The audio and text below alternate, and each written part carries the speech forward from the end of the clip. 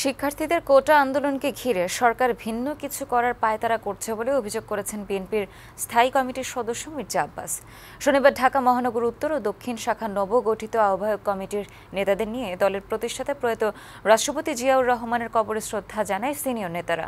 পরে সাংবাদিকদের মির্জা আব্বাস বলেন, কোটা সংস্কারের দাবিতে আন্দোলন শিক্ষার্থীদের, বিএনপিকে টেনে আন্দোলন ভিন্ন দিকে নেয়ার অপকৌশল চলছে। সরকার পতন ঘটানোই বিএনপির সামনে প্রধান চ্যালেঞ্জ বলেও জানান দলটির নীতি নির্ধারক এই নেতা।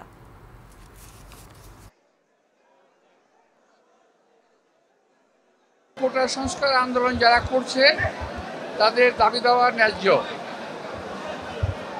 সুতরাং বিএনপি এর সঙ্গে আছে এই কথা বলে আসল বিষয়টাকে ধামাচাপা দেওয়ার চেষ্টা করার কোনো প্রয়োজন আছে বলে আমি মনে করি না।